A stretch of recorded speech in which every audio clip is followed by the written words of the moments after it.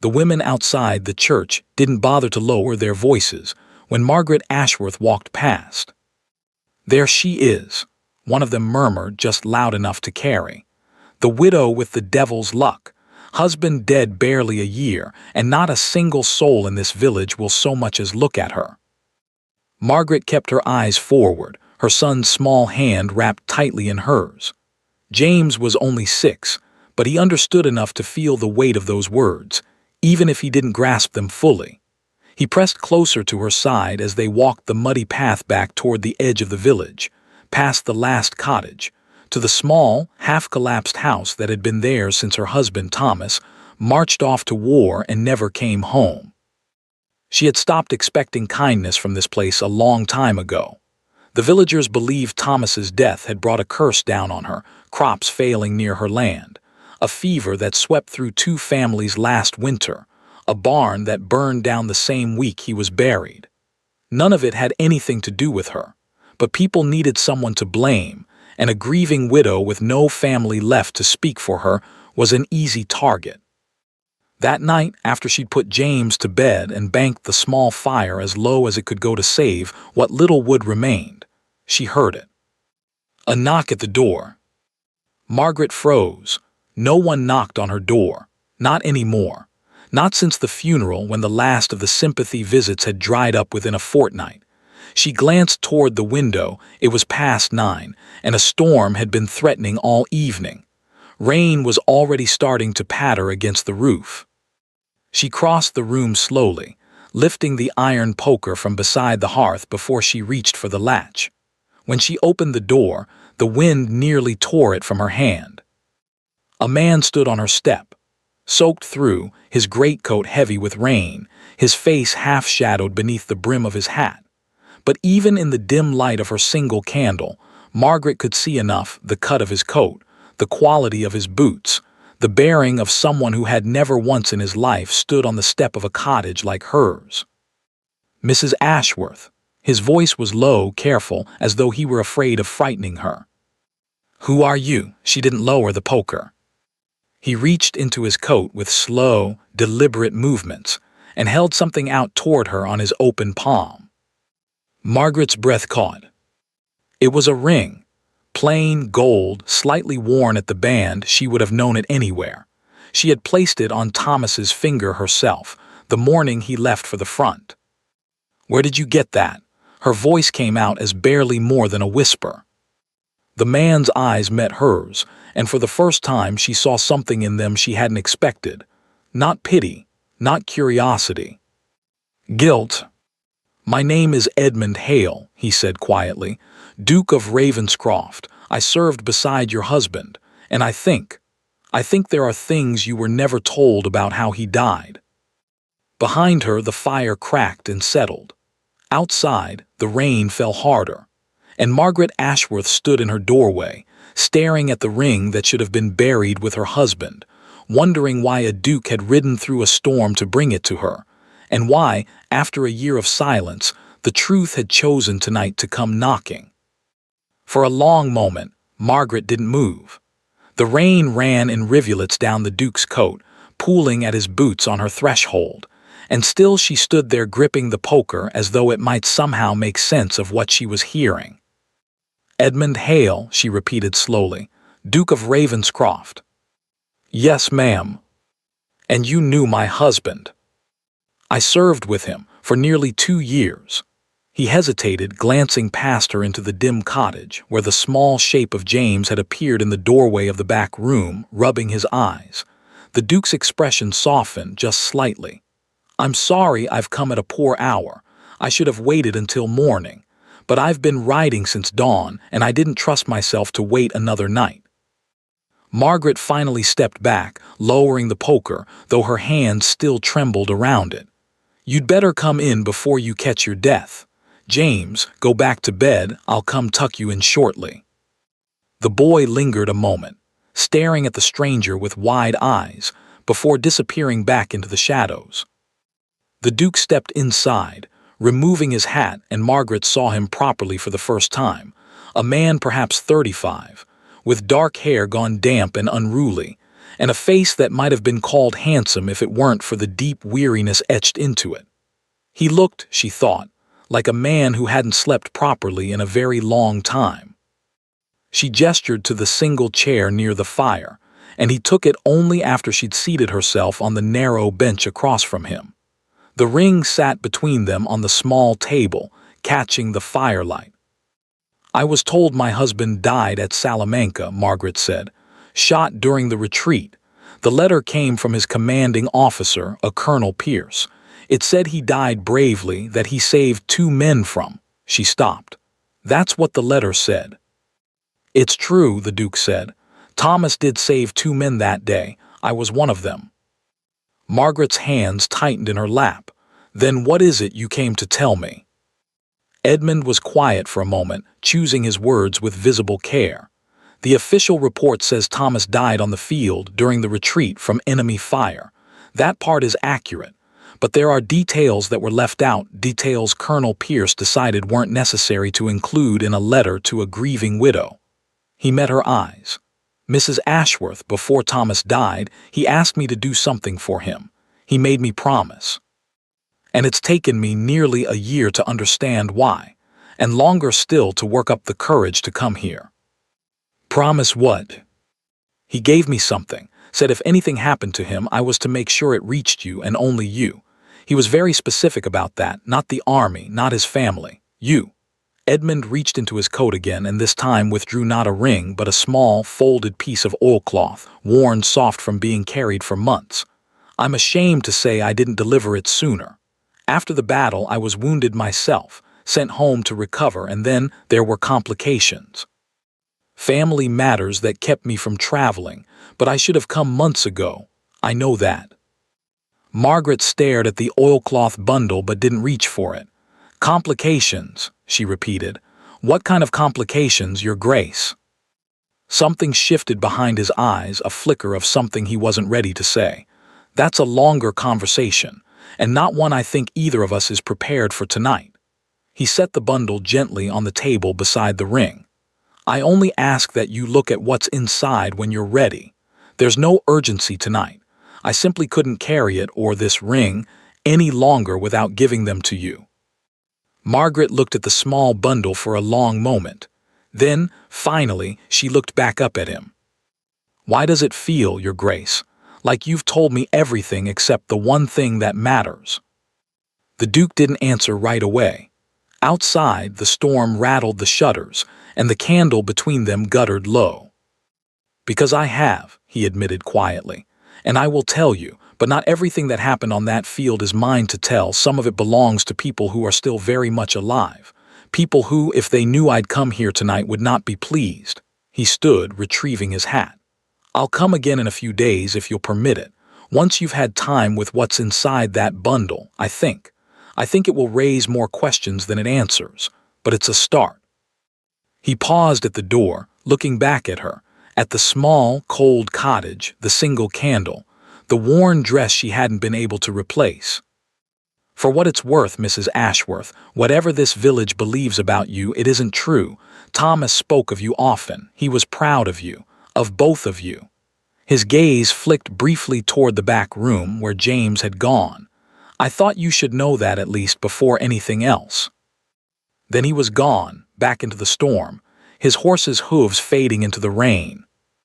Margaret sat alone by the dying fire for a long time before she finally reached for the oilcloth bundle. Her fingers hesitated over the knot. Whatever was inside, she understood with sudden, cold certainty. It was about to change everything. Margaret didn't open the bundle that night. She told herself it was because the hour was late, because James needed her, because her hands were shaking too badly to manage the knot. All of that was true. But the deeper truth, the one she didn't say even to herself, was that she was afraid. Whatever was inside that oilcloth had traveled across a battlefield, through a war, into the hands of a duke who had carried it for nearly a year before he could bring himself to deliver it. Things that took that long to arrive were rarely simple. So she placed it on the small shelf above the hearth, beside the chipped clay jar where she kept what little money she had left, and she went to check on James. He was awake, of course, sitting up in bed, knees drawn to his chest, watching the door with the particular stillness of a child who has learned to be quiet during difficult conversations. Was that a real Duke, Mama? It seemed so. Did he know Papa? Margaret sat on the edge of the narrow bed and smoothed his hair back from his forehead. He said he did. He said your father was very brave. James considered this with the gravity only a 6-year-old could manage. Mrs. Pemberton says Papa brought bad luck to the village. That's why the barn burned. Mrs. Pemberton, Margaret said carefully, says a great many things that aren't true.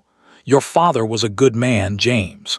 Whatever anyone says, that's the truth, and don't you forget it. He nodded, though she could see the doubt still sitting behind his eyes, the way it had sat there for months now, growing a little heavier each time some villager's careless words reached him. Margaret stayed until his breathing evened out into sleep, and then she sat by the banked fire for a long while, staring at the bundle on the shelf, before exhaustion finally won, and she slept too fitfully, dreaming of rain and ringing church bells and Thomas's voice, just out of reach. The next morning brought no relief. Word travels fast in small villages, and word of a Duke's carriage on the road past the Ashworth cottage had apparently traveled faster than most. By the time Margaret walked to the well to draw water, 3 women were already gathered there, and their conversation died the moment she approached. The particular, pointed silence of people who had just been talking about you. Morning, Margaret said evenly, lowering her bucket. No one answered. Mrs. Pemberton, a stout woman with a permanently disapproving set to her mouth, exchanged a look with her companions before speaking. We heard you had a visitor last night, Mrs. Ashworth. Quite the visitor by all accounts. I did. A Duke, they're saying, riding alone in that storm straight to your door. Mrs. Pemberton's eyes raked over Margaret with open suspicion. Strange hour for a man of his standing to come calling on a widow. Strange indeed.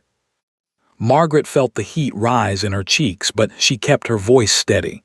He served with my husband. He came to return something of Thomas's, that's all. Is that so? The woman's tone made it clear she believed nothing of the sort. Funny, isn't it? A whole year goes by, not a word from the army, not so much as a letter of condolence from his fine friends. And now suddenly, a Duke comes calling, alone, after dark.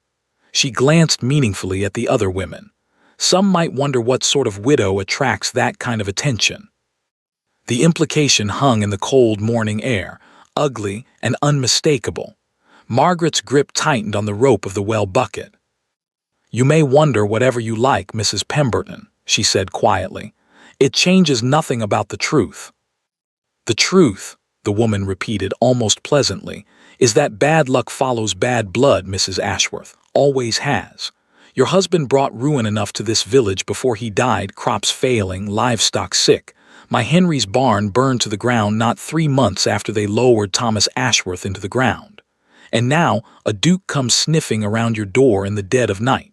Make of that what you will. I know what I'll be telling the Reverend. Margaret said nothing more. She filled her bucket, lifted it, and walked home with her spine straight and her eyes burning, not from tears, but from the effort of not letting them fall in front of women who would only see it as further proof of guilt. It was nearly midday before curiosity finally overcame fear. James was outside, half-heartedly stacking what little firewood remained, and Margaret found herself standing before the hearth, the oilcloth bundle in her hands. She untied the cord with careful fingers. Inside was a letter, several pages, in Thomas's handwriting, though shakier than she remembered, the ink in places smudged as though written in haste or in pain. Beneath the letter was something else, a small folded document, official-looking, with a wax seal that had been broken and resealed with a different stamp. And beneath that, a thin leather pouch that, when she opened it, revealed a handful of coins, not many, but more than she'd seen in one place since before Thomas left. She set the coins aside and unfolded the letter first, her heart pounding. My dearest Margaret *. If Edmund is reading this to you, or if you are reading it yourself, then I am gone, and I am sorrier than I have words for. I write this the night before we march, because something has happened that I cannot leave unresolved, and I fear I may not have another chance to set it right. You will remember I told you before I left that my uncle's estate in Lancashire had been settled, that the dispute over the old boundary lines had finally been resolved in the courts, and that there would be nothing left to us from that side of the family. I told you this because it was easier than the truth, and because at the time I believed it didn't matter, that whatever came of it would never touch you or James. I was wrong. The document enclosed here is the true ruling, not the one that was recorded. There was an arrangement made, Margaret. Money changed hands, and the official record was altered before it ever reached the courts in London. I did not arrange it, but I knew of it, and I said nothing, because the man who arranged it was someone I owed a great debt to, and because I told myself it changed nothing for us. But it does change something. It changes everything for the people of Caldwell Green, for our village. The land dispute that was settled years ago, the one that determined who holds the deed to the common grazing lands, the mill, half the farms along the river, it was decided based on a false document. The true ruling, the one I've enclosed, says something very different. I don't fully understand what it means, Margaret, or what it will mean for you if this comes to light. I only know that I cannot march into battle carrying this secret, not knowing whether I'll return to make it right myself. So I am giving it to Edmund and to you, and I am asking you both, forgive me, to decide what is right when I cannot. Whatever happens, know that I love you and James more than anything in this world. And know that whatever this village believes about our luck, our blood, or our worth, it was never true. We were simply unlucky enough to be standing too close to something much larger than ourselves. Forgive me, my love. Thomas. Margaret read the letter twice, and then a third time, her hands growing colder with each pass, though the fire burned steadily beside her. She set it down and reached for the folded document beneath it, the true ruling Thomas had called it. The wax seal was old, official, bearing a crest she didn't recognize. With trembling fingers, she broke it open and began to read. It took her several minutes to understand what she was looking at. It was a court ruling, dated nearly 8 years ago, regarding a boundary dispute, exactly as Thomas had described. But the names on the document stopped her cold. The land in question, the common grazing lands, the mill, the farms along the river, nearly half of Caldwell Green, had not been ruled in favor of the family who currently held it. The true ruling granted it to a different family entirely. The Ashworth family. Margaret's breath caught. She read the line again, certain she'd misunderstood. But there it was, in careful legal script. The boundary dispute of 8 years prior had been decided in favor of the Ashworth claim, Thomas's claim, inherited from his uncle, and the land currently held by half the village, including the very well where Mrs. Pemberton had stood that morning calling her cursed, had been ruled by law to belong to Thomas. And by extension now to her, and to James.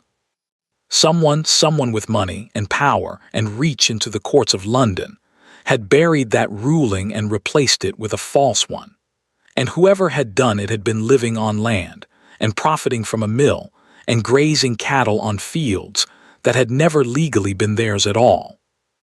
Margaret sat very still, the document trembling in her hands as the pieces began, slowly and sickeningly, to fit together. A duke riding alone through a storm, carrying a year-old secret he hadn't dared deliver until now. Family matters that kept me from traveling, he'd said. Complications. And the village, this village, that had spent a year calling her cursed, calling her husband's memory poisoned, watching her starve in a half-collapsed cottage while they grazed their cattle on land that, by law, was hers. They had reason. They had always had reason. They simply hadn't known it was her land they were standing on. Outside, she heard James laughing at something, probably nothing, the easy laughter of a child who didn't yet understand what his mother had just learned. Margaret folded the document carefully, her mind already racing ahead to the conversation she would need to have with the Duke of Ravenscroft when he returned. Because now she had questions of her own, and the first one was the one that frightened her most. If this land was truly ours all along, who, exactly, had spent 8 years making sure no one ever found out? Burlum 4. The Duke did not return in a few days, as he'd promised. He returned the very next morning. Margaret saw the carriage from a distance, this time not on horseback alone, but a proper carriage, modest by the standards of a man of his rank but still grander than anything that had stopped on this road in years. It drew up outside her gate just after breakfast, and Margaret stepped outside before he could knock, the document clutched in her hand, James peering curiously from behind her skirts. Edmund Hale climbed down, and if he was surprised to find her waiting for him in the yard, he didn't show it. What he did show, the moment his eyes landed on the document in her hand, was something far more telling. He went pale. "You've read it," he said. "I have." Margaret's voice was steadier than she felt. "And I think, Your Grace, you'd better come in. I believe we have a great deal to discuss, and I believe you already know most of it." Inside, with James sent off to play near the woodpile under strict instructions not to wander, Margaret laid the document on the table between them, smoothing it flat with hands that had finally stopped trembling, replaced now by something colder and steadier. Anger, she realized. It was anger. 8 years, she said. This ruling is 8 years old. My husband knew about this for how long before he told me any of it? Edmund didn't sit. He stood by the cold hearth, turning his hat slowly in his hands, and for a long moment he said nothing at all. 2 years, he finally admitted. He learned of it roughly 2 years before he died, before he ever met you, Mrs. Ashworth, before Caldwell Green, before any of this. He was a young officer then, stationed near London, and his commanding officer at the time happened to be the brother of the man who currently holds the deed to this land. Thomas overheard something he shouldn't have, a conversation about a settled matter that had required a great deal of money to settle quietly. And he did nothing. He was 23 years old, Mrs. Ashworth, with no proof, no standing, and an accusation that would have ended his career and likely his life if the wrong person heard he was making it. He did what most men in his position would do. He said nothing, and he tried to forget it. Edmund's jaw tightened. Then he was posted to Caldwell Green for a brief assignment. This was before you knew him, and he discovered that the land in question was here, in this village. That the family living off it, the family that had been living off it for years, was. Was who? Margaret's voice was sharp now. Whose family, Your Grace? Whose name is on that false ruling?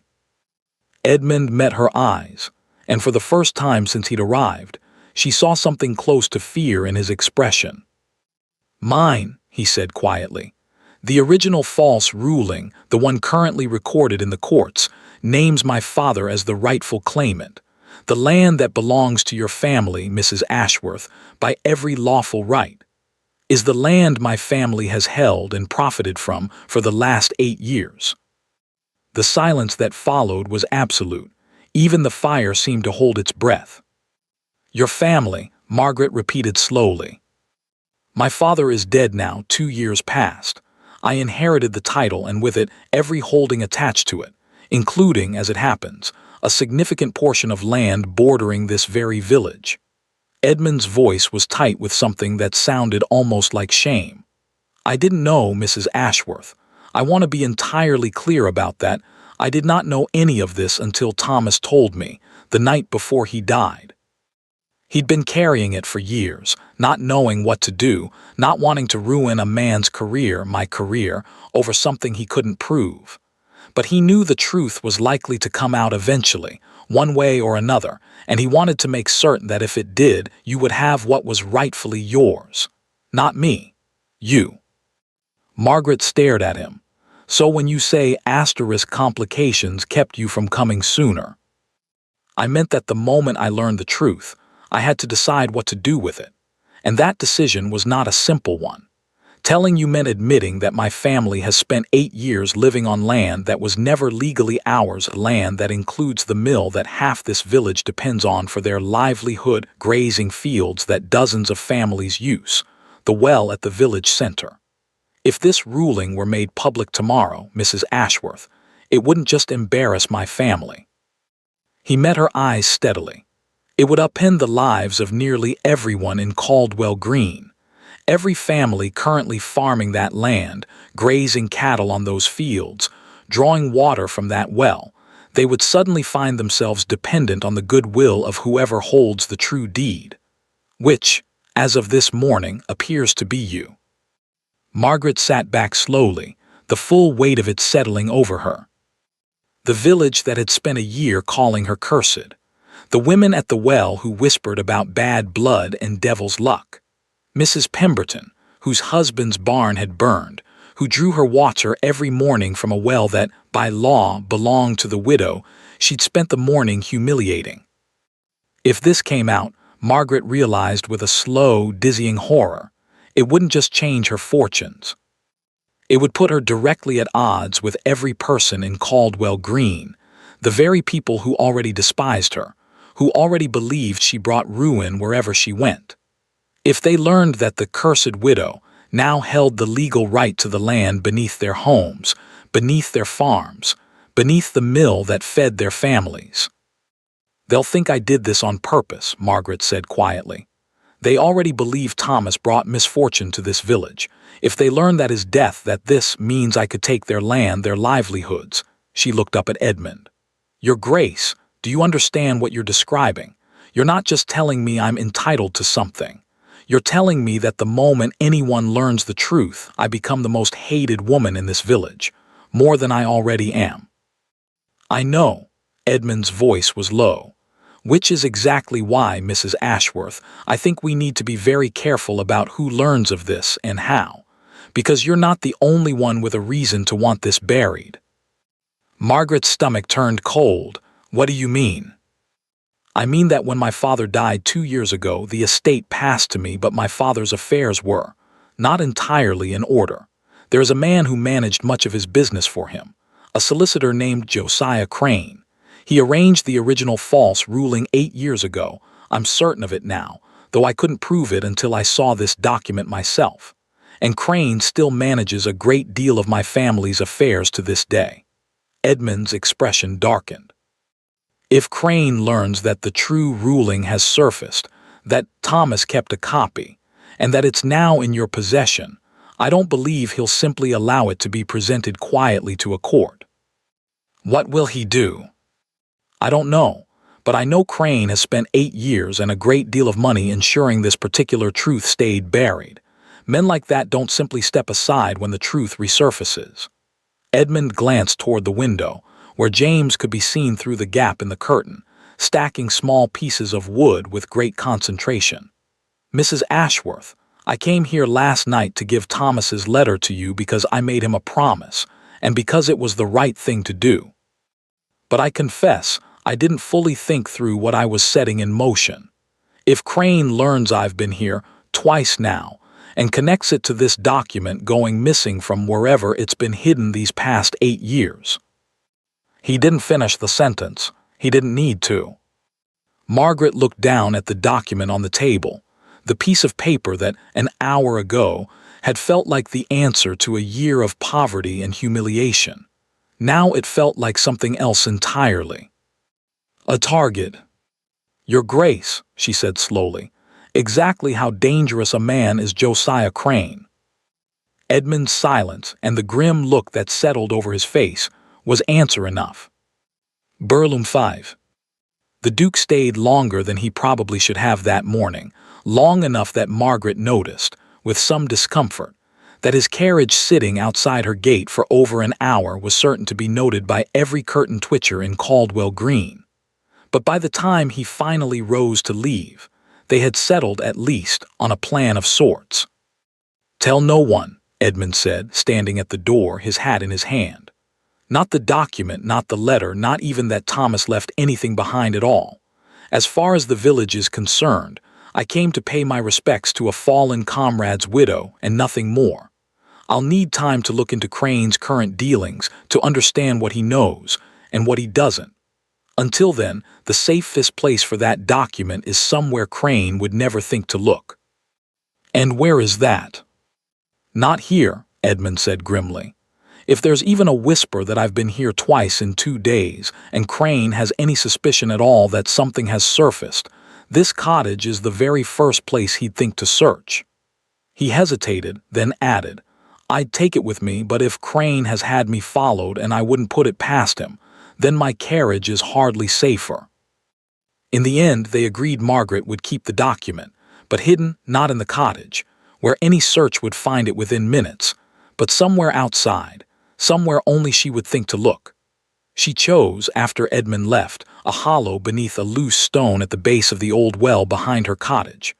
A well that had run dry years ago and that nobody but James ever went near, mostly because he liked to drop pebbles down it and listen for the echo. She told herself, as she wrapped the document in oilcloth again and tucked it into the hollow, that she was being overly cautious. That Edmund's fears about this Crane person were the fears of a man unused to having his family's secrets threatened, and perhaps exaggerated. She was wrong. 3 days passed without incident, and Margaret began, despite herself, to relax. The Duke did not return. He'd warned her he wouldn't, not for a while, not until he understood the situation better, and the village's interest in her had, predictably, faded back into its usual background hum of disdain.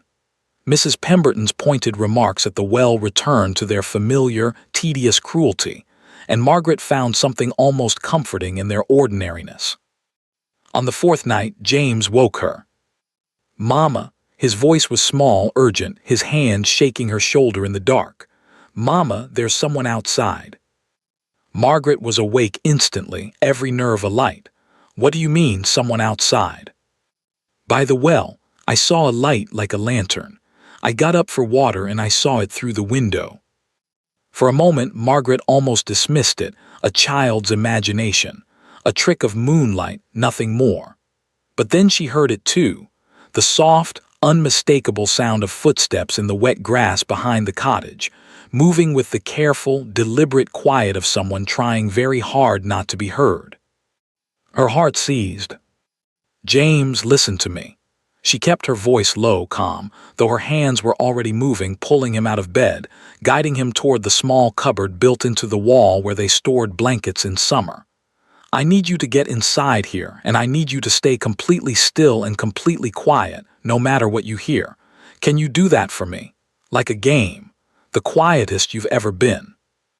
James's eyes were huge in the dark, but he nodded, and folded himself into the cupboard without another word.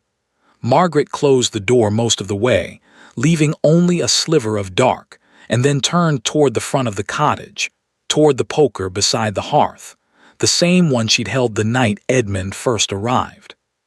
The footsteps had stopped. Margaret stood in the center of the room, poker in hand, listening to absolute silence for what felt like an eternity, and then the unmistakable scrape of stone against stone, behind the cottage, at the well.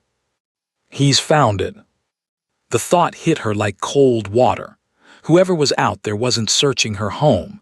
They were going straight for the well, straight for the hollow stone, as though they already knew exactly where to look. Which meant either Edmund had been wrong about Crane not knowing, or someone had been watching the cottage far more closely than either of them had realized, possibly since the very night the Duke first arrived. Margaret made a decision in the space of a heartbeat, one she would later wonder at, given how unlike her usual caution it was, but in the moment it felt like the only choice that mattered. If she stayed inside, whoever was out there would take the document and vanish, and they would never know who it had been or what they intended. And if they came back, if they realized James existed, Realized there was a child in this cottage who might one day grow up and ask questions about land and deeds and a father who died with secrets. She would rather face them now, in the dark, than let that uncertainty hang over her son for years. She slipped out the back door. The night was overcast, the moon hidden, and for a moment Margaret could see almost nothing at all. Then her eyes adjusted, and she made out a shape crouched at the base of the old well, a man, his back to her, a small shuttered lantern beside him casting just enough light to work by. He had already pried up the loose stone. His hand was reaching into the hollow. "That doesn't belong to you." The man froze, then turned, and even in the dim light Margaret could see the surprise on his face, surprise, and then something colder, more calculating, as he took in the sight of her standing alone in her nightdress, armed with nothing but a fire poker, 15 feet from him in the dark. "Mrs. Ashworth." His voice was unfamiliar, older, smoother, with the particular polish of a man who'd spent his life talking his way around inconvenient truths. "I confess, I didn't expect you to be quite so alert." "Who are you?" "A friend of the family, the Ravenscroft family. That is not yours, I'm afraid." He straightened slowly, the oilcloth bundle now visibly in his hand, and Margaret felt something in her chest go very cold. "Josiah Crane, at your service, though I rather doubt the Duke mentioned my name to you in any flattering terms." "He mentioned you," Margaret said, her grip on the poker tightened. "Put that down, Mr. Crane." Crane's smile was thin, almost pitying. "Mrs. Ashworth, I understand you've had quite the eventful week. A duke calling at your door, secrets from beyond the grave, the sudden, dizzying possibility that the cursed widow of Caldwell Green might actually be sitting on half the parish." He took a slow step toward her, and Margaret held her ground, though every instinct screamed at her to retreat. "I'm going to do you a kindness tonight, Mrs. Ashworth, and I hope you'll have the sense to recognize it as one. I'm going to take this document and I'm going to leave, and tomorrow morning nothing about your life will have changed. You'll still be poor. You'll still be despised by your neighbors. But you'll be alive, and so will that boy of yours, and in a year or two, perhaps people will forget about the Duke's strange visit altogether." Margaret's blood ran to ice. "Is that a threat, Mr. Crane?" "It's a kindness," Crane repeated softly. "I've spent 8 years making sure a particular truth stayed buried, Mrs. Ashworth, and I assure you I am very, very good at my work. The men who helped me bury it the first time are still in my employ. Whatever you think you and the Duke have discovered this week, whatever brief, foolish hope you've allowed yourself, I would advise you to let it go. Tonight. Now. Before it costs you something you cannot get back."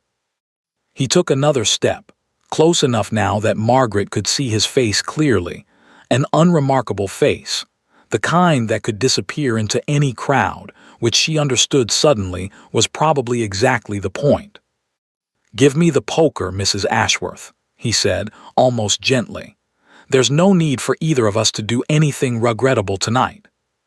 And that was when, from the cottage behind her, came the one sound that turned Margaret's blood to ice far more effectively than any threat Crane could have made. The unmistakable creak of the cupboard door, swinging open. "Mahmoud!" James's small voice, thick with sleep and fear, drifted out into the dark yard, and Margaret watched with rising horror as Josiah Crane's eyes shifted past her, toward the cottage, toward the sound of the child he had not, until that moment, known existed. And smiled.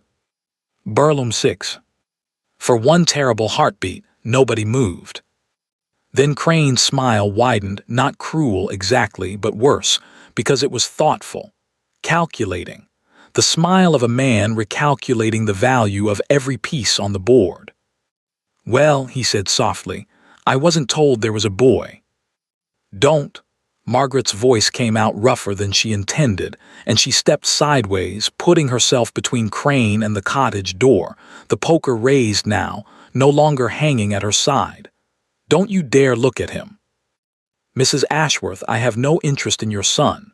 Crane's tone remained maddeningly calm, almost reasonable, which somehow made it worse. But I think you should understand something. Right now, this, he gestured between them at the document still in his hand, at the dark yard, at the whole strange standoff. This is a private matter. A misunderstanding between myself and a grieving widow, easily resolved, easily forgotten. But if word were to spread that the Ashworth boy exists, that there's an heir, a child who might one day grow up asking questions about land deeds and old court rulings, well, he shrugged, almost apologetically. Children have accidents, Mrs. Ashworth, especially children living in half-collapsed cottages at the edge of villages that already believe their family brings misfortune. No one would think twice. The threat was so quietly delivered, so wrapped in politeness, that for a moment Margaret almost couldn't process it. And then it landed all at once like a physical blow. "Mama," James's voice again, closer now. He'd come to the back door, and Margaret could see his small silhouette in the doorway, wide-eyed, frightened, about to run toward her. "James, stay there." Margaret's voice cracked like a whip, with more force than she'd ever used with him, and the boy froze, startled into obedience. Crane chuckled softly. "Good instincts, Mrs. Ashworth. I'd listen to them if I were you. Now," he tucked the oilcloth bundle inside his coat, "I think we're finished here. You'll tell the Duke when next he calls that this matter is settled. The document is gone, the truth dies with it, and your life and your son's continues exactly as it was. I'd call that a generous outcome, given the circumstances." He turned to go. And that was when Margaret, for the second time that night, did something that surprised even herself. She lunged. Not at Crane, she was no fool, and even in her fury she knew better than to attack an armed stranger with nothing but a fire poker and hope. Instead, she swung the poker hard against the old well's iron support post, and the resulting clang rang out across the dark yard like a bell, a deliberate, desperate noise, loud enough to wake every sleeping farmhand within half a mile. "Help," she screamed with everything she had. "Someone help, there's a man on my land." Crane spun back toward her, his composure finally cracking. "You stupid woman." But it was too late. Lights were already appearing in windows along the lane, dim, flickering candlelight, the sounds of doors opening, voices calling out into the dark. Crane hesitated only a moment longer, his eyes flicking between Margaret, the approaching lights, and the cottage where James stood frozen in the doorway. And then, with a final look of cold fury, he turned and disappeared into the darkness beyond the well, moving with surprising speed for a man of his bearing.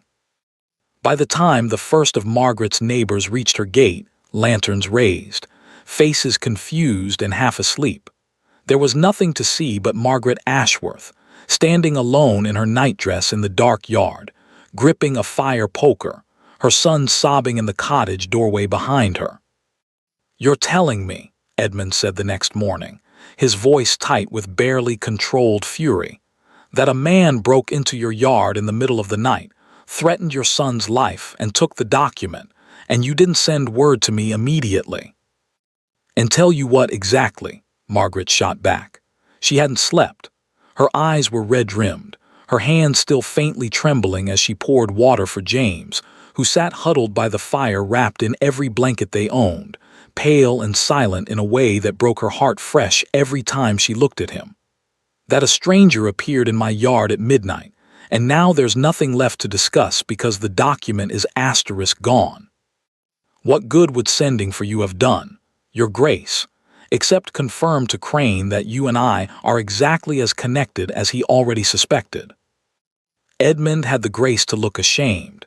He'd ridden through before dawn, alerted by one of the farmhands who'd witnessed the commotion and, recognizing the Duke's carriage from 2 days prior, had thought it worth a message. Now he stood in Margaret's small cottage, looking, for the first time since Margaret had met him, genuinely afraid. "He knows about James," Edmund said quietly. "That changes everything." "I'm aware, Your Grace." Margaret's voice was flat, exhausted. "I was there." "I'm sorry.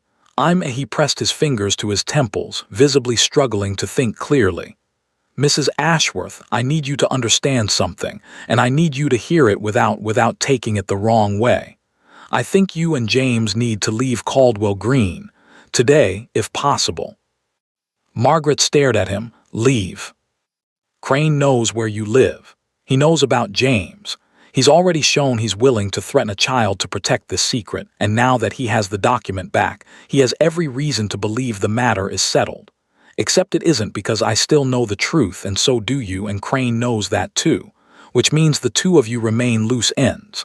Loose ends that last night he was willing to consider, resolving permanently asterisk."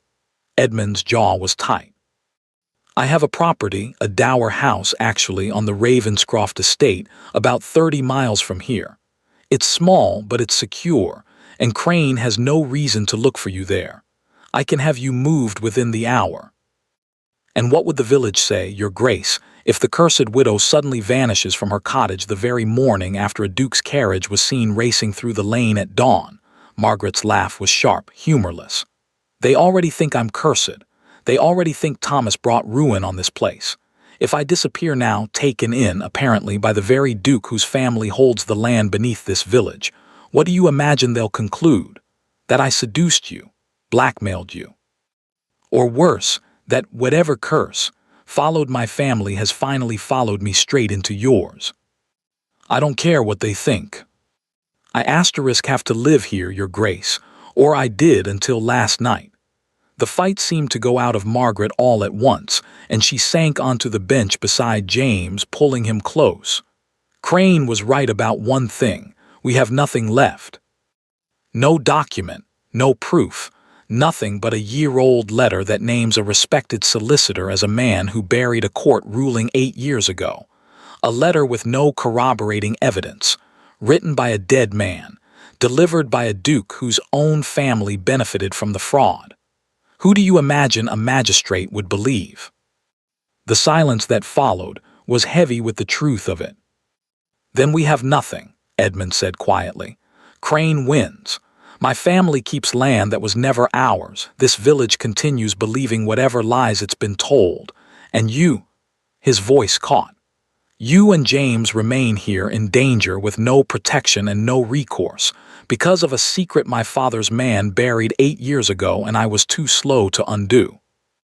Margaret looked down at James, who had finally, mercifully, drifted into an exhausted sleep against her side. She thought of Crane's voice in the dark. Children have accidents, and felt something harden inside her, cold and absolute. "There may be one thing," she said slowly. Edmund looked up. "What?" "The document Crane took. It was the true ruling, the original, the one that had been hidden for 8 years. Margaret's mind was racing now, pulling at a thread she hadn't quite let herself follow until this moment. But Thomas's letter said the false ruling, the one currently recorded with the courts, was created using forged signatures, a forged seal. She looked up at Edmund. "If that's true, then somewhere there must be a record of the original document being filed before it was altered. Court clerks don't simply destroy old filings, Your Grace. They archive them, which means there may be a copy," Edmund finished slowly, "in the court archives themselves, filed and forgotten 8 years ago before Crane ever replaced it. If it still exists." "If it still exists." Edmund's expression had shifted, the despair of moments ago replaced by something sharper, more focused. "Mrs. Ashworth, the Central Court Archive for rulings of this kind is in London. It would take 2 days, perhaps 3, to travel there and search the records. And Crane has friends in London too. If he learns we're searching, he'll move to have any remaining record destroyed before we can find it." "Then we'd better not let him learn," Margaret said. Edmund studied her for a long moment. This woman who, 12 hours after a man had threatened her child's life in the dark, was sitting in a cold cottage calmly proposing a journey to London to outrace the most dangerous solicitor in the county to a stack of 8-year-old paperwork. "You're certain about this," he said, "truly certain, Because Mrs. Ashworth, if we do this, if we go to London and we're seen and Crane learns of it, there will be no pretending anymore. Whatever this is, whatever happens between your family and mine, it becomes public, all of it. The land, the ruling, my father's role in the fraud, Thomas's letter, asterisk everything. There's no quiet way to win this, not anymore. Only a loud one. Margaret looked down at her sleeping son, at the bruised exhaustion under his eyes, the fear that had settled into his small frame after last night, fear that no 6-year-old should ever have to carry. "Your Grace," she said quietly, "I have spent a year being quiet, being careful, letting this village believe whatever it wanted about my family because I thought if I simply endured it long enough, it would eventually stop." She met his eyes, and there was nothing uncertain in her gaze now. "Last night, a man stood in my yard and told me my son might have an accident. I am done being quiet." Edmund nodded slowly, and for the first time something like respect, real, unguarded respect, passed across his face. "Then we leave for London tonight," he said, "and Mrs. Ashworth, for what it's worth, whatever happens from here, I don't think anyone will ever call you cursed again." They left Caldwell Green after dark, in a plain, unmarked carriage Edmund had arranged, not his own crested one, which would have been recognized within the hour, but a hired conveyance he'd procured from a tradesman 2 villages over, paid for in cash and silence. James, bundled in blankets, slept for most of the journey, exhausted past the point of fear. Margaret did not sleep at all. London, when they finally reached it 2 days later, was louder and larger than anything Margaret had ever imagined. And somewhere within its endless tangle of streets and offices was a room, Edmund assured her, where 8-year-old court filings slept in undisturbed obscurity, waiting to be found. It took the better part of a day, and a clerk who required considerably more in bribes than either of them had anticipated before they found it. A thin, dust-covered folder, filed under the wrong date entirely, whether by accident or design, neither of them could say, containing the original, unaltered ruling on the Caldwell Green boundary dispute. The names matched the document Crane had stolen exactly. The seal was intact, unbroken, official. It was, Edmund said grimly, holding it up to the light, more than enough. What followed happened faster than Margaret could have anticipated. Edmund, it turned out, was not without resources of his own, and a duke walking into a magistrate's office with an 8-year-old fraudulent court ruling, an unaltered original, and a sworn account of attempted intimidation against a war widow, and her child was not something that could be quietly dismissed, even by a man as practiced as Josiah Crane. Crane was arrested within the week, not in London, where he'd fled the moment word reached him that the Duke had gone missing from Ravenscroft with the widow Ashworth in tow, but at a coaching inn just outside Dover, attempting to board a packet ship for the continent with considerably more money than a country solicitor should reasonably possess. The scandal, when it broke, was everything Edmund had warned it would be and more. It was in the London papers within a fortnight. A duke's family implicated in an 8-year land fraud, a war hero's dying confession, a widow and child nearly murdered to protect the secret. For a brief, dizzying time, the name Ashworth was spoken in drawing rooms across England not as a curse, but as a cause célèbre. In Caldwell Green, the news landed like a thunderclap. Margaret returned to the village a week after Crane's arrest, not quietly this time, but in Edmund's own carriage, crest and all, with James beside her in a new coat that fit him properly for the first time in over a year.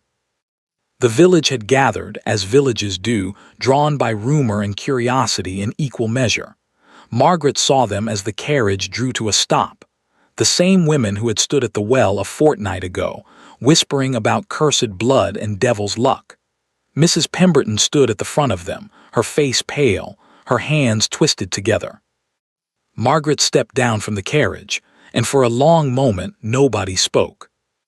It was Edmund who broke the silence, stepping down beside her, and addressing the crowd with the easy authority of a man born to it, though his eyes, when they found Margaret's, were gentler than his words.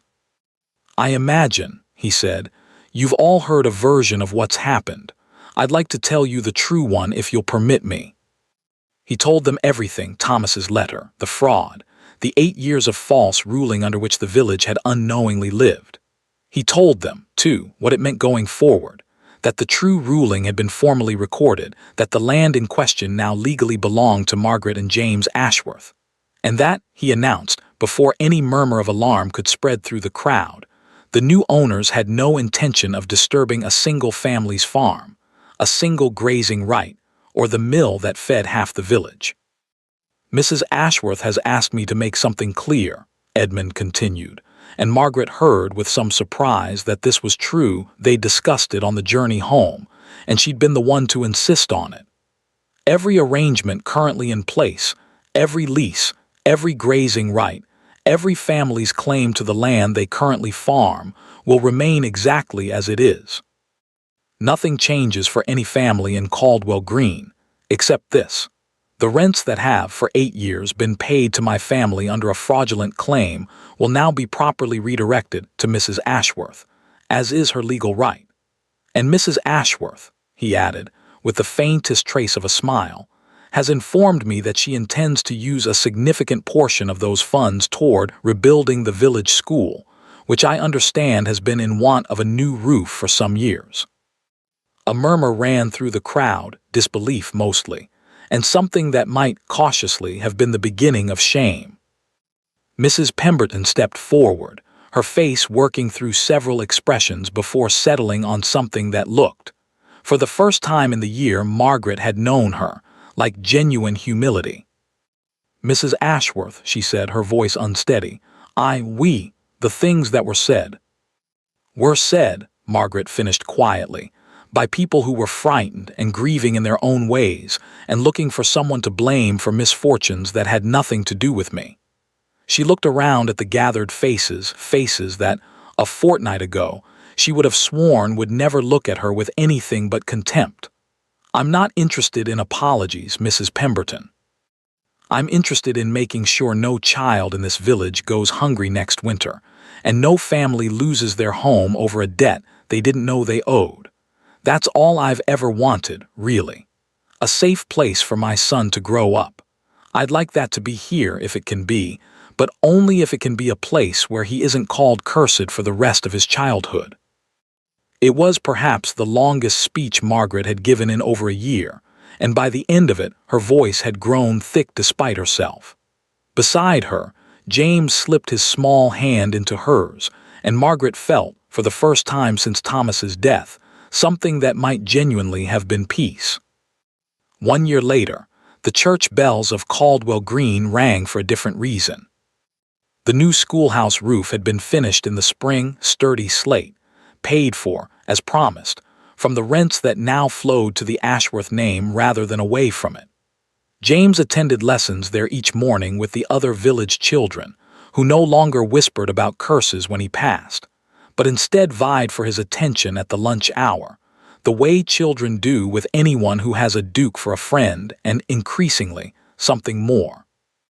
Margaret stood at the edge of the village green, watching the preparations for the day's festivities. Not a funeral this time, nor a quiet Sunday service, but a wedding. Her own. It had taken the better part of the year for either of them to admit what had grown between them on that desperate journey to London. Not suddenly, not dramatically, but slowly, the way trust grows between two people who have stood together in the dark and chosen, each time, to stay. Edmund had proposed not in a ballroom, but here, at Caldwell Green, beside the old dry well where a stolen document had once nearly cost them everything. Now filled in, at Margaret's request, and planted over with roses.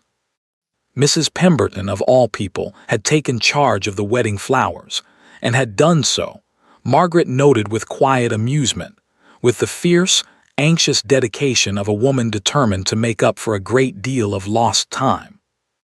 News had reached Caldwell Green just weeks ago that Josiah Crane's trial had concluded, convicted on charges of fraud, forgery, and conspiracy, his considerable fortune seized and redistributed to the families who had unknowingly paid false rents for 8 years. He would spend the remainder of his life in prison, a fact that Margaret had read about in the newspaper with far less satisfaction than she'd expected. Only a quiet, settled relief that the matter, finally, was closed for good. As the carriage arrived to take her to the church, Margaret paused at the door of the cottage, her old cottage, which she'd insisted on keeping, repaired now and let to a young family who'd lost their home in last winter's floods. She looked back at it for a long moment. The doorway where a soaked duke had once stood holding out a ring, the hearth where she'd read a dead man's last letter by firelight, the yard where she'd stood alone in the dark and refused, for the first time in a year, to be afraid. In her pocket, wrapped now in a small cloth pouch, was the ring Edmund had returned to her that first stormy night, Thomas's ring. She had thought for a long time about what to do with it and had finally decided, not buried, not hidden away, but kept. A part of the story rather than the end of it. James ran up beside her, resplendent in a new coat, his face alight with the particular joy of a 6-year-old who has been promised cake. "Ready, Mama." Margaret took his hand and looked out at the village green, at the people gathering, the church bells ringing, the late spring sun breaking through clouds that, just 1 year ago, had carried nothing but storms. "Yes," she said, "I think I am." Thank you for listening to the story all the way to the end. If you enjoyed this Duke story, let us know where you're watching from in the comments. And if you'd like to support the channel, you can join as a member or send a super thanks super chat. Your support truly helps us continue bringing these stories to life. Don't forget to subscribe for more stories like this.